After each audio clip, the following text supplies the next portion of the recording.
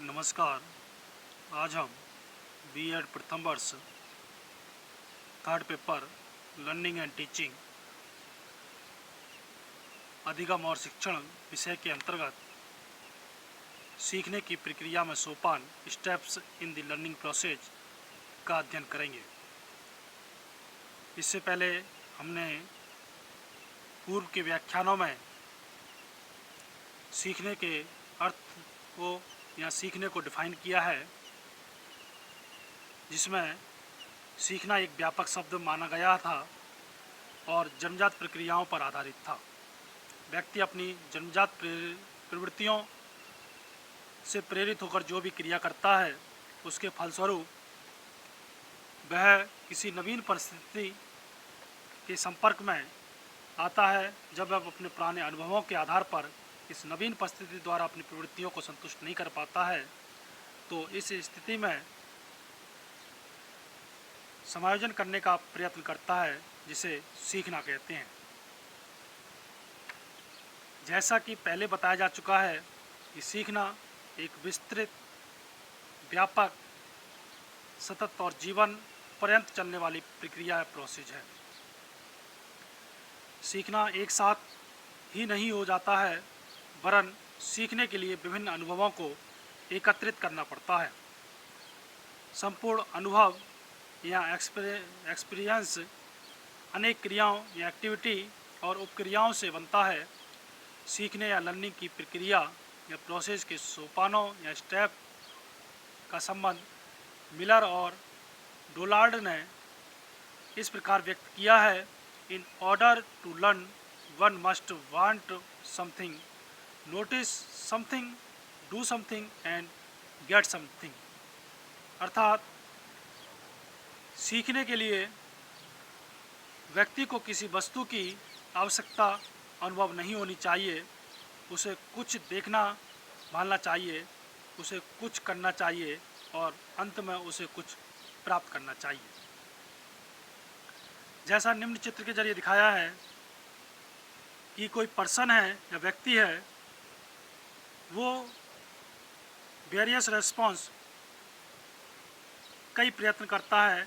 कई तरीके के प्रयत्न करने के बाद में जो बैरियर्स आते हैं, वो उसके मार्ग में रुकावट बनते हैं और फिर उसमें से कोई एक ऐसा रेस्पॉन्स होता है वेरियस रेस्पॉन्स में से जो एक करेक्ट रेस्पॉन्स मिल जाता है, और करेक्ट रेस्पॉन्स के जरिए वह अपने गोल को या अपने लक्ष्य को प्राप्त कर लेता है। अब बात करते हैं सीखने की प्रक्रिया में सोपानों का संक्षेप में वर्णन निम्न प्रकार है। सबसे पहले आता है अभिप्रेरणा या मोटिवेशन। मनुष्य का प्रत्येक कार्य जिसे वह करना चाहता है, किसी न किसी अभिप्रेरणा या मोटिवेशन से संचालित होता है। व्यक्ति की बहुत सी आवश्यकताएं होती हैं। ऐसी आवश्यकताएं जिनकी संतुष्टि नहीं हो पाती, वह उनकी संतुष्टि करने के लिए प्रयत्न करता है, कोशिश करता है। इनकी पूर्ति के लिए उसमें प्रेरक या मोटिव्स उत्पन्न हो जाता है और व्यक्ति अत्यधिक क्रियाशील हो जाता है। अभिप्रेरणा ही उसे उद्देश्य या एम या गोल की ओर ले जाती है और व्यक्ति उस प्रयोजन से प्रेरित होकर क्रिया या एक्टिविटी करने को बाध्य हो जाता है। अगला है उद्देश्य या गोल। सीखना या लर्निंग एक लक्ष्य प्रेरित क्रिया है। व्यक्ति का व्यवहार या बिहेवियर प्रयोजन से पूर्ण होता है। वह अपनी आवश्यकताओं की पूर्ति के लिए एक निश्चित उद्देश्य की ओर व्यवहार करने लगता है। उद्देश्य या एम निर्धारित हो जाने पर उसके व्यवहार या बिहेवियर की दिशा, डायरेक्शन स्पष्ट और निश्चित हो जाती है। मानव उस क्रिया को सीखना नहीं चाहता है जो उसकी आवश्यकता और उद्देश्य की पूर्ति नहीं करती। इसी क्रम में आगे है बाधा या बैरियर। उद्देश्य या एम की प्राप्ति करने के लिए बाधा या बैरियर उपस्थित न होने पर व्यक्ति को कोई नया अनुभव प्राप्त नहीं होता है। बाधा या बैरियर के आ जाने पर व्यक्ति अनेक प्रकार के संभावित व्यवहार करता है, वेरियस रेस्पॉन्स करता है। वह प्रयत्न एवं भूल, सूझ और तर्क के साथ उपयुक्त व्यवहार या बिहेवियर को खोज निकालता है कि ये व्यवहार आखिर क्यों हो रहा है। अगला है विभिन्न संभावित अनुक्रियाएं, वेरियस एक्सप्लोरेटरी रेस्पॉन्सेज।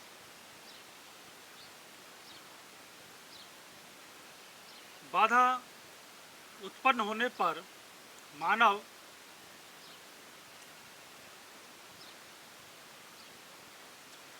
समान परिस्थिति की खोज करता है। वह अनेक संभावित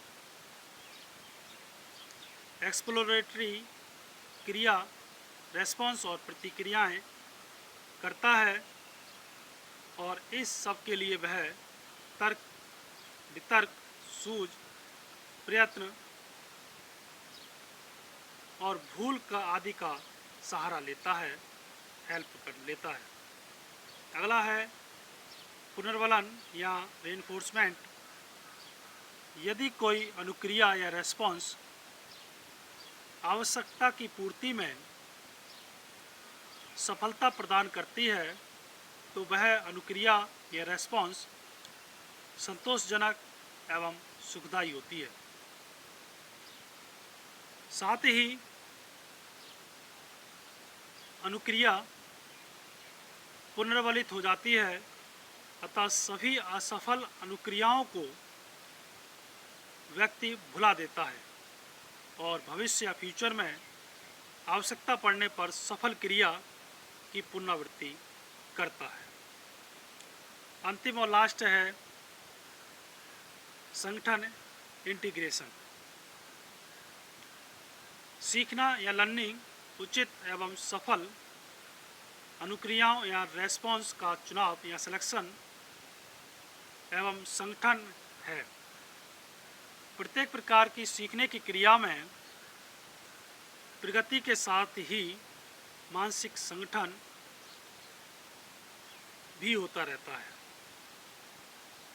अधिगम या लर्निंग की क्रिया के विभिन्न अंगों का संगठन नवीन ज्ञान को पूर्व ज्ञान, प्रीवियस नॉलेज से जोड़ने के लिए किया जाता है।